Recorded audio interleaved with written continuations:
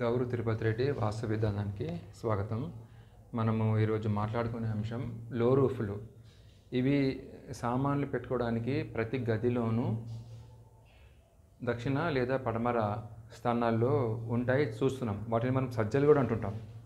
ఈ లో రూఫ్లు అనే ప్రత్యేక పదం ఎందుకు వచ్చిందంటే, ఒక రూమ్ పైన లో రూఫ్ ఉంటుంది.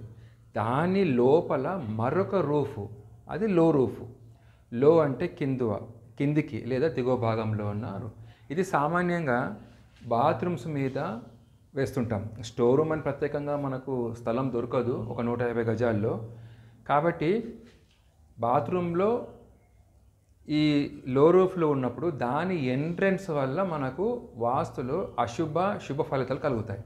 ఉదాహరణకు, మాస్టర్ బెడ్రూమ్లో ఉత్తర భాగాన టాయిలెట్ ఉన్నట్లయితే దాని మీద మీరు ఒకవేళ లో రూఫ్ వేసినట్లయితే దీని యొక్క ఎంట్రెన్సు ఈ బెడ్రూమ్ లోపలికే ఉండాలి. అప్పుడేమవుతుందంటే ఉత్తర భాగానికి మనము చేయి అందుకుంటున్నాము లేదా ఉత్తర భాగాన్ని వాడుతున్నాంలాగా అవుతుంది. కాబట్టి ఖచ్చితంగా ఉత్తర భాగంలోనే ఉండాలి. లేదంటే ఈ పూర్తి భాగాన్ని ఈ బాత్రూమ్కు ముందు ఉన్న డ్రెస్సింగ్ రూముకు కూడా ఒకవేళ మీరు లో రూఫ్ వేసుకుంటే దాని యొక్క ఎంట్రెన్స్ తూర్పుకు ఉండాలి. అప్పుడు ఏమవుతుంది, ఈ హాల్కి పడమర భాగాన వేసినలాగా అవుతుంది. అంటే బరువు వేసినలాగా అవుతుంది. జీవితం క్రమంగా మనకు అభివృద్ధి చెందుతుంది. ఒకవేళ ఈ చిల్డ్రన్ బెడ్రూమ్కు అంటే వాయువ్య గదికి దక్షిణ పక్కన ఒకవేళ ఎంట్రెన్స్ పెట్టినట్లయితే ఈ లో రూఫ్ వేసేందుకు సామాన్లు పెట్టే చిన్న ఎంట్రెన్స్ ఏదైతే ఉందో దక్షిణ భాగంలో ఉన్నట్లయితే ఈ గదికి దక్షిణము పెరిగినలాగా అవుతుంది. అప్పుడు ఇందులో ఎవరైతే పడుకుంటారో వాళ్ళకి కెరీర్ నాశనం అవుతుంది, లేదా అనారోగ్య సమస్యలు వస్తుంటాయి, లేదా మరే ఇతర వాళ్ళ కెరీర్ సంబంధించిన అడ్డంకులన్నీ కూడా ఈ దక్షిణ ప్రాంతంలో దక్షిణ భాగంలో ఉన్న లో రూఫ్ వల్ల. అంటే ఈ గదికి దక్షిణమైంది, అది చెడుపు. ఈ నైరుతి గదికి ఉత్తరమైంది, అది మంచిది. సో కాబట్టి ఇలాంటి ఈ ఎంట్రెన్స్ల వల్ల మనకు నష్టాలు కష్టాలు కలుగుతాయి. ఒకవేళ మంచి దిశలో ఉన్నట్లయితే అవి మనకు మంచి ఫలితాలు ఇస్తుంటాయి. అదేవిధంగా సజ్జాలు అంటుంటాం. అంటే మామూలుగా ఇక్కడ పడమరలో సెల్ఫ్లో వచ్చినట్లయితే సెల్ఫ్ల మీద లాస్ట్లో చివరిలో వచ్చేదే మనకు సజ్జలాగా ఉంటుంది. మనం ఏదైనా వస్తువులు పెట్టుకోవచ్చు. ఆ వస్తువులు కనబడకుండా మనం కబోర్డ్ ఇప్పించుకుంటున్నాం ఈ మధ్యన. అయితే ఒక గదిలో ఎల్ షేప్లో సజ్జ ఉండడం వలన ఫ్యాన్ నుంచి గాలి కిందికి రాదు. ఫ్యాన్ నుంచి వచ్చే గాలి స్ట్రేట్గా రాదు, ఇట్లా క్రాస్గా వస్తుంది. కాబట్టి మనం ఎట్లయితే ఈ రూమ్ గదిని బట్టి మనము ఫ్యాన్ యొక్క రెక్కలు ఏవైతే ఉంటాయో వాటిని మనము ఎంఎంలో కొలుస్తుంటాం. సాధారణం కంటే ఇంకా గది తక్కువగా ఉన్నట్లయితే 9x10, 10x10 వాటికి సాధారణమైన ఫ్యాన్ రెక్కల కంటే ఇంకా చిన్న సైజు ఉన్న రెక్కలు తీసుకుంటేనే మీకు కరెక్ట్గా ఈ యొక్క ఫ్లో అనేది ఇంతవరకు వస్తుంది. ఒకవేళ గాలి అంటే మనం మామూలుగా మనుషులలో వాళ్ళు ఏమాలోచిస్తారంటే ఆ రెక్కలు అనేటివి పెద్దగా ఉన్నట్లయితే గాలి ఎక్కువగా వస్తుంది భావిస్తుంటారు. ఫ్యాన్ రెక్కలు పెద్దగా ఉన్నట్లయితే ఆ గదికి అది చాలా పెద్దదైపోయి గోడలకు వస్తుంది కంప్లీట్గా. అప్పుడు డైరెక్ట్గా మనిషి మీదకి రాకుండా గోడ మీదికి వస్తున్నప్పుడు ఈ 2 సజ్జలు కూడా ఒకవేళ ఉన్నట్లయితే ఆ సజ్జల మీద ఉన్న దుమ్ము ఎగురుతుంది. ఇది చాలా టెక్నికల్ పాయింట్ ఇది. కాబట్టి ఈ గది వైశాల్యం బట్టి, అంటే దక్షిణం నుంచి ఉత్తరం పొడవు ఉన్నట్లయితే ఈ దక్షిణ భాగంలో సజ్జ తీసుకోవాలి. ఆ సజ్జ కింద మనం మామూలుగా సెల్ఫ్లు పెట్టుకుంటాము. ఒకవేళ ఈ యొక్క వైశాల్యము పడమర నుంచి తూర్పుకున్నట్లయితే మనము పడమర మాత్రమే ఈ కబోర్డ్ లాంటివి, వార్డ్రోబ్ లాంటిది పెట్టుకున్నట్లయితే మీకు స్క్వేర్గా వస్తుంది. చాలామంది ఈ యొక్క పొడవు వెడల్పు కొలతలు ఎలా ఉన్నా కూడా దక్షిణంలోనే ఉండాలి లేదా పడమరలోనే ఉండాలి అనుకుంటున్నారు.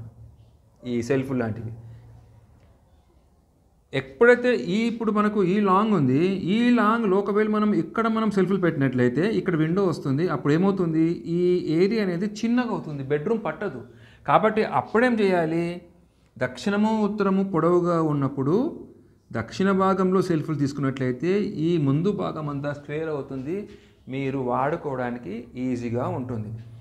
మరొక విషయం, యాక్చువల్గా ఇక్కడ పూజ గది ఉన్నట్లయితే కిచెన్కి ఉత్తర భాగంలో పూజ గది ఉన్నట్లయితే ఇక్కడ కూడా పూజ గది మీద కూడా లో రూఫ్ వేసుకొని కిచెన్ నుంచి వాడుకోవచ్చు.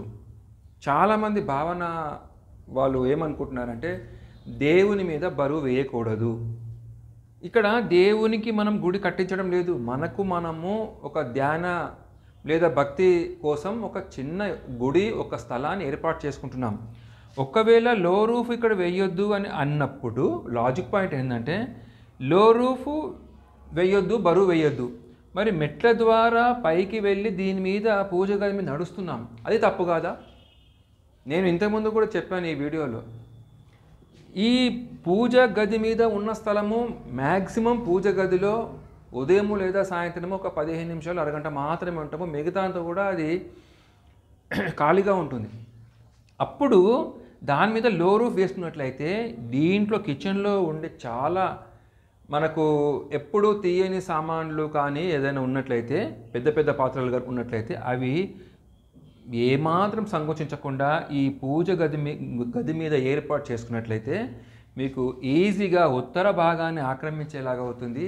ఇందులో ఉండే స్త్రీలకు ఆరోగ్యము, వాళ్ళు మంచి లాభాలతో ఫలితాలతో ఇది ఉంటుంది. సో కాబట్టి ఈ ఉత్తర భాగాన్ని ఎప్పుడైనా కూడా ఉత్తర భాగాన్ని వాడుకునేందుకు లో రూఫ్లు ఉపయోగించాలి.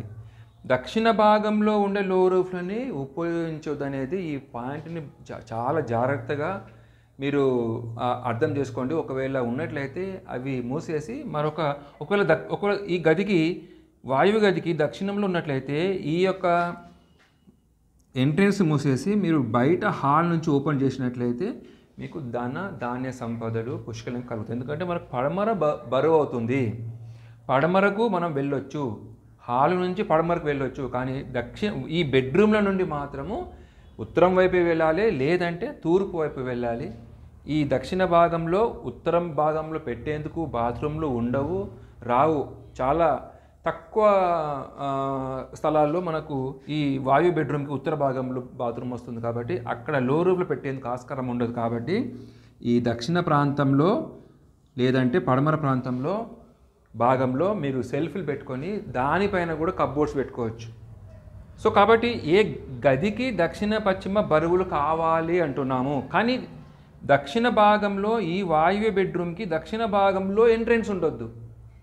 అప్పుడు ఈ యొక్క దక్షిణ భాగాన్ని ఎప్పుడైతే మీరు దీన్ని కలుపుకొని వాడుతున్నట్లయితే ఇందులో ఉండే పిల్లలకి కెరీర్ నష్టమవుతుంది, వాళ్ళకి చదివిన చదువులకి ఉద్యోగాలు రావు, వాళ్ళు వేస్ట్గా ఉంటారు. చాలా చాలా ఇళ్ళలో చూసినాం ఇది.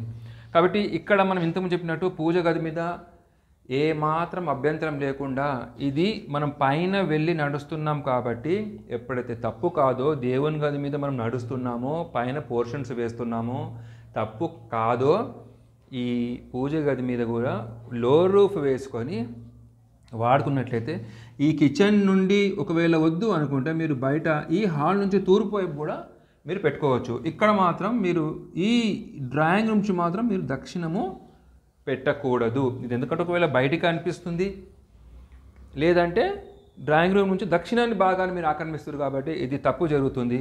కాబట్టి ఈ కిచెన్ నుంచి ఉత్తర భాగంలో మనకు చాలా రోజులకు తీసే కొన్ని పాత్రలు ఉంటాయి, రోజు వాడిన పాత్రలు.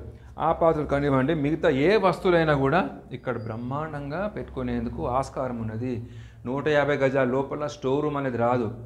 ఇప్పుడు అందరు కట్టేది కిచెన్లో ఓపెన్ కిచెన్ కాబట్టి సెల్ఫ్లు ఎక్కువగా రావు. పెద్ద పెద్ద పాత్రలు లేదా ఇంట్లో రేషన్ ఒక 5 kg 6 kgs ఉన్న ప్రతి పదార్థము ఎక్కువ ఉన్నప్పుడు అవి పెట్టుకునేందుకు ఒక స్టోర్ ఖచ్చితంగా ఉండాల్సి ఇప్పుడు వస్తుంది. కాబట్టి ఈ ప్రాంతాన్ని మీరు డైనింగ్ ఏరియాని మీరు పెద్దగా చేసుకొని ఈ యొక్క పెద్ద పాత్రలన్నింటి కూడా పడమర భాగంలో పెట్టుకోండి. లేదంటే ఎప్పుడూ తీయని వస్తువులు ఏవైతే బాక్సెస్ ఉంటాయో, మిక్సీ బాక్స్ కానీ లేదంటే ఇంకేదన్నా ఆ యొక్క ఉత్పత్తి యొక్క బాక్సులు కానీ మీరు ఎప్పుడైతే తీయరో అవన్నీ కూడా ఈ దేవుని గది మీద లో రూఫ్ వేసుకోవచ్చు. ఇంకొక విషయం ఏంటంటే బయట చాలామంది గ్రామాలలో ఏం చేస్తారంటే ఈ ఇంటికి బయట కూడా ఈ 4 దిక్కులు కూడా స్లాబ్ వేస్తారు. అట్లా కూడా వేసుకోవచ్చు.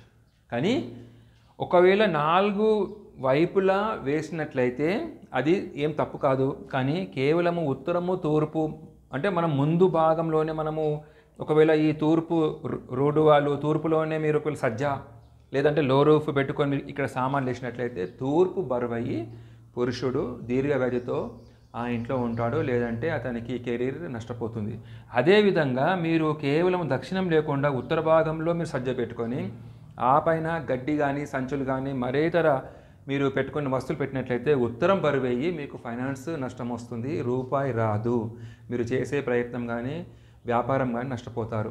కాబట్టి ఒకవేళ మీరు పూర్తిగా 4 దిక్కులు వేసినట్లయితే ఈ ఉత్తర భాగము తూర్పు భాగంలో ఒకవేళ వస్తువులు పెట్టినప్పుడు అంతే వస్తువులు కనీసం తక్కువైనా ఎక్కువైనా పర్లేదు కొన్ని వస్తువులైనా దక్షిణ పడమరలో కూడా పెట్టినట్లయితే ఈ 4 కూడా బ్యాలెన్స్ అయ్యి మీ జీవితము సజావుగా సాగుతుంది. మరొక వీడియోలో మరింతగా తెలుసుకుందాం. నమస్తే.